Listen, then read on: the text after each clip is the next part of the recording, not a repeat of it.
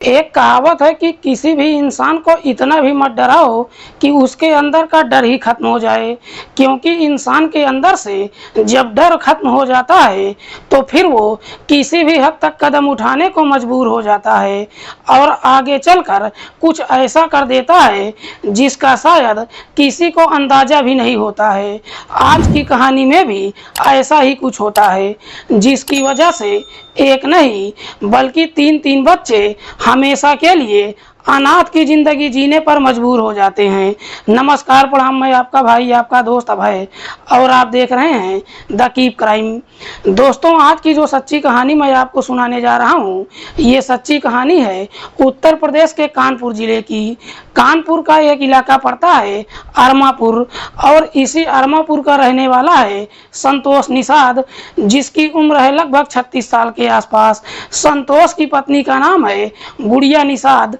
गुड़िया जिसकी उम्र है लगभग 32 साल के आसपास। संतोष के टोटल 3 बच्चे हैं, जिसमें 2 बेटा और 1 बेटी। संतोष जो ड्राइवरी की नौकरी करता है, थोड़े बहुत पैसे कमाता है और अपने परिवार के साथ काफ़ी खुशहाल तरीके से अपना जीवन व्यतीत करता है।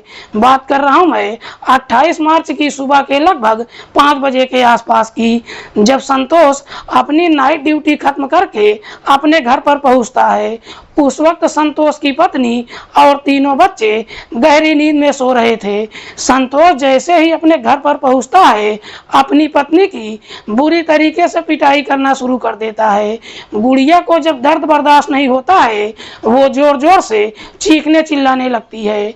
उसकी चीख पुकार सुनकर उसके तीनों बच्चे भी उठ जाते हैं। इधर संतोष का बड़ा बेटा कृष्णा जब अपनी माँ को पीटते हुए देखता है, काफी तेजी से घर से निकलता है और अपने पड़ोस की रहने वाली रेखा के घर पर जाता है और कहता है कि आप जल्दी से मेरे घर पर चलो। दरअसल पापा मम्मी की बुरी तरीके से पिटाई कर रहे हैं। रेखा जैसे ही संतोष के घर पर पहुंचती है तो देखती है कि संतोष अपनी पत्नी को लहूलुहान कर चुका है। लेकिन इससे पहले कि रेखा कुछ कर पाती, संतोष अपने घर के अंदर से एक फावड़ा उठा कर लाता है और उसी फावड़े से अपनी पत्नी के सर पर काफी जोर से वार कर देता है, जिसकी वजह से गुड़िया की घटनास्थल पर ही मौत हो जाती है। जब गुड़िया की मौत हो जाती है, संतोष वहां से भागता नहीं है, बल्कि अपनी पत्नी की डेड बॉडी के पास बैठकर जोर जोर से रोने लगता है। इधर रेखा जैसे ही इस तरह का नजारा देखती है, इस बात की जानकारी पुलिस को दे देती है। इधर पुलिस को जैसे ही सूचना मिलती है, पुलिस तुरंत ही अपनी टीम के साथ घटनास्थल पर पहुंचती है और फिर इस बारे में रेखा से पूछताछ करती है। रेखा पुलिस वालों से कहती है कि साहब, गुड़िया की हत्या किसी और ने नहीं बल्कि उसी के पति संतोष ने किया है और मैं खुद यहाँ पर मौजूद थी। रेखा जब ये सारी बातें पुलिस वालों से कहती है, पुलिस सबसे पहले गुड़िया की डेड बॉडी अपने कब्जे में लेकर पोस्टमार्टम के लिए भेज देती है और फिर संतोष को अपनी हिरासत में लेकर थाने पहुंच जाती है और संतोष से उसकी पत्नी की हत्या के बारे में पूछताछ करती है। लेकिन संतोष जब इस हत्या की पूरी कहानी बताता है तो वाकई में इसे सुनने के बाद खुद पुलिस भी सोचने पर मजबूर हो जाती है कि संतोष ने सही किया है या फिर गलत किया है। दरअसल इस कहानी की शुरुआत होती है इस घटना से लगभग 10 साल पहले। संतोष के पिता का नाम है कल्लू निषाद, जो बनारस के बड़ा गांव का रहने वाला है। कल्लू के परिवार में उसकी पत्नी के अलावा 4 बच्चे हैं। कल्लू के बच्चे जैसे जैसे बड़े होते जाते हैं, अपने बच्चों की शादी भी कर देता है। संतोष की शादी गुड़िया से करता है। गुड़िया के पिता का नाम है रघुवीर निषाद, जो गाजीपुर जिला के सुहावन गांव का रहने वाला है। गुड़िया जो दिखने में बेहद ही खूबसूरत है। संतोष गुड़िया से शादी कर जब अपने घर लेकर आता है, खूबसूरत पत्नी पत्नी पाकर बेहद ही खुश होता है। धीरे धीरे जब समय गुजरना शुरू होता है, समय के अनुसार 3 बच्चे भी हो जाते हैं।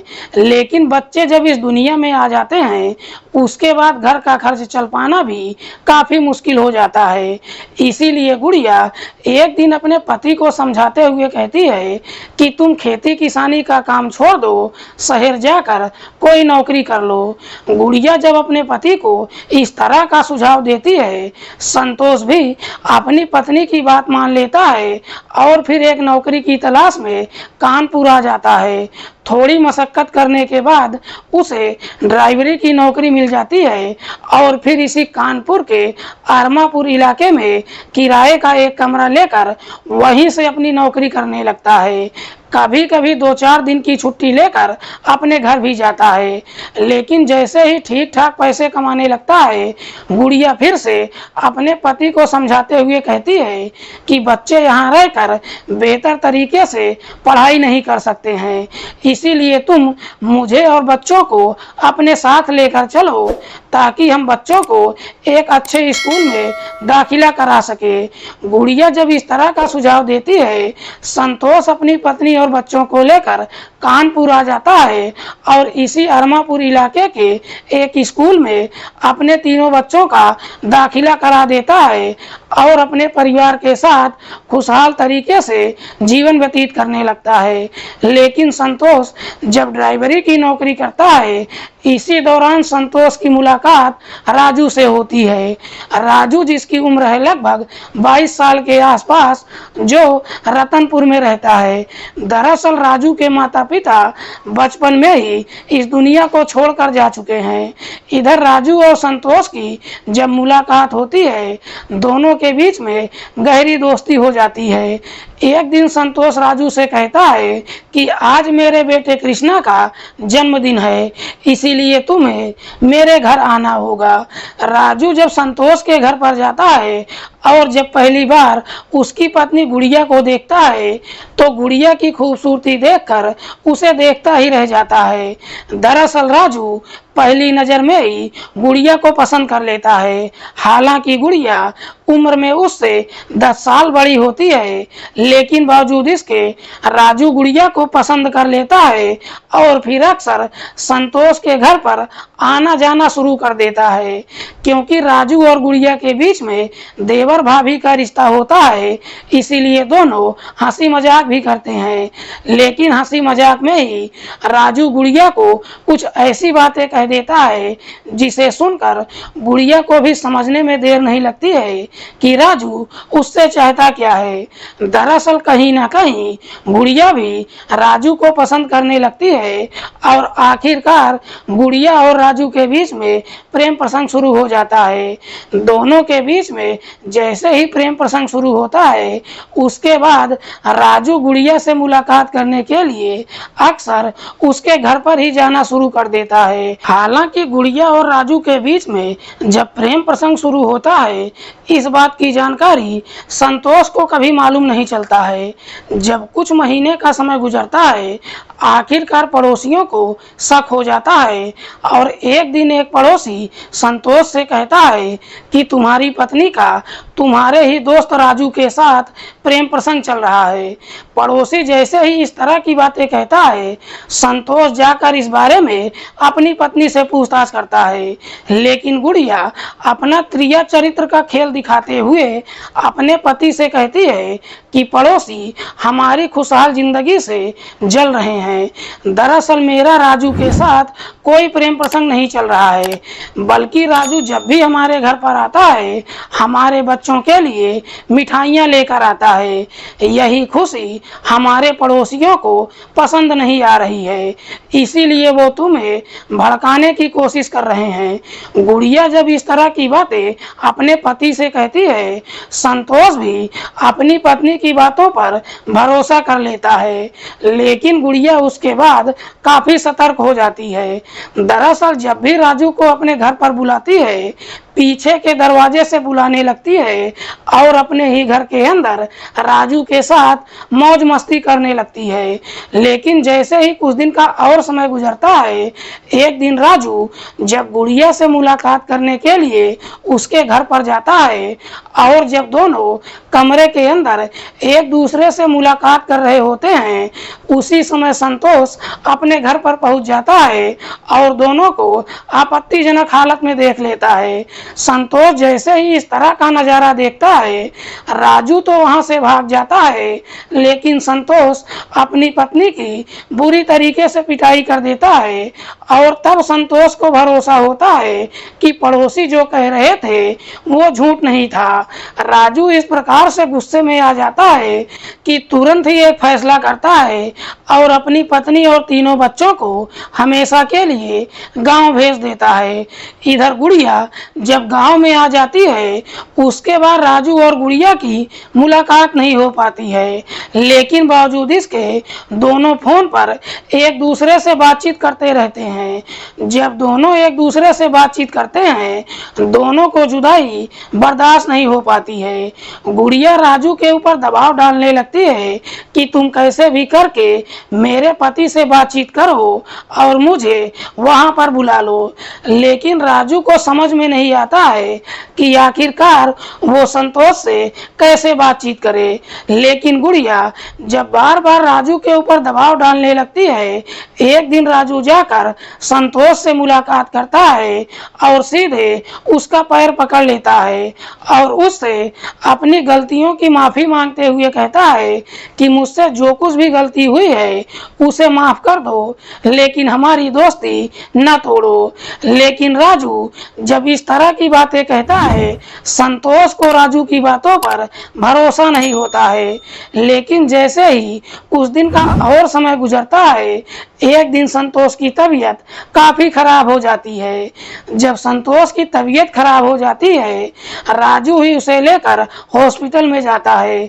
संतोष जब हॉस्पिटल में एडमिट हो जाता है, राजू संतोष को समझाते हुए कहता है कि तुम्हारी तबीयत काफी खराब हो चुकी है, इसीलिए तुम अपनी पत्नी को यहाँ पर बुला लो ताकि तुम्हारी देखभाल हो सके और तुम जल्दी से ठीक हो जाओ।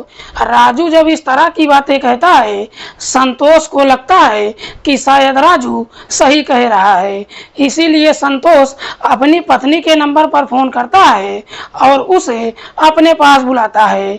जैसे ही अपने पास बुलाता है, ये सुनकर गुड़िया इस प्रकार से खुश हो जाती है कि तुरंत ही अपने तीनों बच्चों को तैयार करती है और फिर अपने पति के पास पहुंच जाती है। इधर संतोष जब ठीक हो जाता है, अपने घर पर जाता है और कुछ दिनों के बाद अपनी नौकरी पर वापस जाना शुरू कर देता है। लेकिन इधर राजू भले ही अपने दोस्त से वादा कर चुका था, लेकिन गुड़िया जैसे ही कानपुर पहुंचती है, राजू अपना वादा तोड़ देता है। दरअसल गुड़िया जब अपने पति के पास पहुंचती है, राजू और गुड़िया फिर से एक दूसरे से बातचीत करना शुरू कर देते हैं। 27 मार्च की रात के समय संतोष अपनी नाइट ड्यूटी पर चला जाता है, लेकिन संतोष जैसे ही अपने घर से बाहर निकलता है, गुड़िया तुरंत ही राजू के नंबर पर फोन करती है और कहती है कि मेरा पति नाइट ड्यूटी पर गया है, इसीलिए तुम मेरे घर पर आ जाओ, हम पूरी रात मौज मस्ती करेंगे। गुड़िया जैसे ही इस तरह की बातें कहती है, इसे सुनकर राजू भी एकदम से खुश हो जाता है। संतोष जैसे ही अपने घर से बाहर निकलता है, उसके थोड़ी देर के बाद राजू भी संतोष के घर पर पहुंच जाता है। इधर गुड़िया अपने तीनों बच्चों को खाना खिलाकर दूसरे कमरे में सुला देती है और राजू को लेकर अपने कमरे में आ जाती है। क्योंकि दोनों की मुलाकात हुए कई महीने गुजर चुके थे, इसीलिए दोनों अपने प्यार में इस प्रकार से डूब जाते हैं कि समय का मालूम ही नहीं चलता है। इधर संतोष जब अपनी नाइट ड्यूटी पर जाता है, रात के समय ही उसकी तबीयत फिर से खराब होने लगती है। 28 मार्च की सुबह के लगभग 5 बजे के आसपास संतोष अपने घर पर पहुंच जाता है।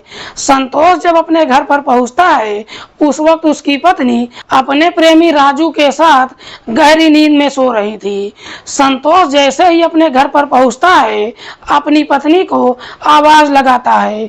इधर जैसे ही गुड़िया की नींद खुलती है और जब वो अपने पति की आवाज सुनती है, उसके पैरों तले से जमीन खिसक जाती है, क्योंकि उसके कमरे में राजू भी मौजूद था। गुड़िया डरते डरते जैसे ही दरवाजा खोलती है, इधर राजू जब अपने सामने संतोष को देखता है, डर के मारे वहां से भाग जाता है। लेकिन संतोष जैसे ही अपने सामने राजू को देखता है, इस प्रकार से गुस्सा हो जाता है कि अपनी पत्नी की बुरी तरीके से पिटाई करने लगता है। गुड़िया को जब दर्द बर्दाश्त नहीं होता है, वो जोर जोर से चीखने चिल्लाने लगती है। इधर गुड़िया का बड़ा बेटा कृष्णा जब अपनी माँ को पीटते हुए देखता है, काफी तेजी से अपने घर से निकलता है और पड़ोस की रहने वाली रेखा को बुला कर लाता है।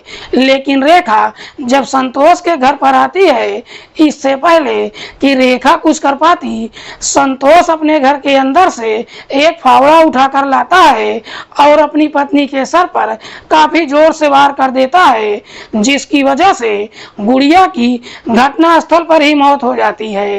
वाकई में संतोष जब ये पूरी कहानी पुलिस को बताता है, तो पुलिस वालों से ये भी कहता है कि साहब, मैंने जो कुछ भी किया है उसका मुझे कोई अफसोस नहीं है।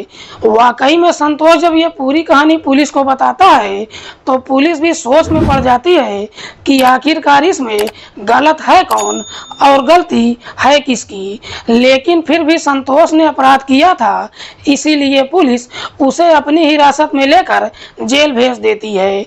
इधर संतोष के तीनों बच्चों को उसके नाना नानी अपने साथ लेकर चले जाते हैं। फिलहाल संतोष के तीनों बच्चे अनाथ की जिंदगी जीने पर मजबूर हो गए हैं। दोस्तों, इस पूरी घटना के बारे में आप क्या सोचते हैं? आप अपनी राय कमेंट बॉक्स में हमको जरूर दीजिएगा। मिलते हैं किसी और सच्ची कहानी के साथ, तब तक के लिए नमस्कार, जय हिंद।